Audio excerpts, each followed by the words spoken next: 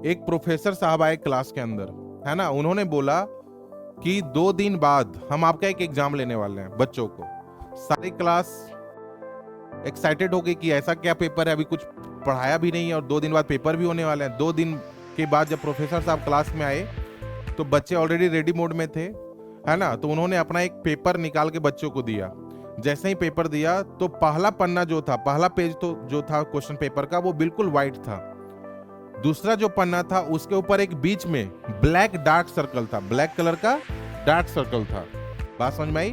और नीचे लिखा हुआ था कि प्लीज एक्सप्लेन इट, है ना, एक्सप्लेन कीजिए। अब बच्चा लोग को लगा कि यार ये कैसा पेपर है ना, जिसके अंदर कोई क्वेश्चन ही नहीं है। पूरा पेज के ऊपर एक डार्क सर्कल है और नीचे लिख दिया है एक्सप्लेन करो।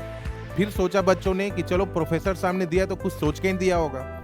वो अपने हिसाब से सारे बच्चे उस पेपर को एक्सप्लेन करने में लग गए।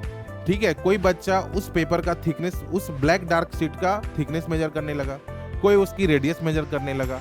जिसके भी जो भी मन में आ रहा था वो एक तरीके से मेजर करना शुरू कर दिए। बाद में वो पेपर आंसर शीट बन के जब प्रोफेसर साहब के पास गया तो उन्होंने सबकी आंसर शीट चेक करी। सब बच्चों ने डार्क सर्कल को लेके एक्सप्लेन करके रखा हुआ था अपने हिसाब से, जो भी उसके दिमाग में आए। तो उन्होंने बोला कि बेटा देखो, आप पूरे क्वेश्चन पेपर के अंदर पहला पन्ना व्हाइट, दूसरा पन्ना भी व्हाइट, एक बीच में डार्क सर्कल है, आप सबकी फोकस वो डार्क सर्कल के ऊपर गई है। जबकि जबकि कितना सारा व्हाइट सीट था उसके ऊपर आपने कोई भी ध्यान नहीं दिया। लाइफ भी बेटा कुछ इसी तरीके से है। कभी आपके लाइफ में अगर कुछ प्रॉब्लम आता है, छोटी सी एक प्रॉब्लम आ गई ना, तो आप हार मानने लगते हो कि यार नहीं, हमसे नहीं होगा।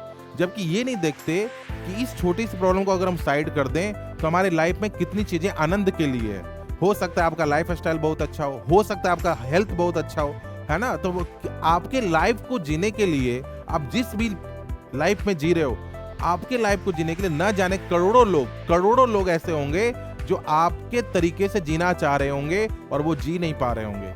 बात समझ में आई। और अपन एक छोटी सी प्रॉब्लम को लेके इतना टेंशन में आ जाते हैं, सिचुएशन में आ जाते हैं कि लगता है पता नहीं क्या होगा। बात समझ में आई।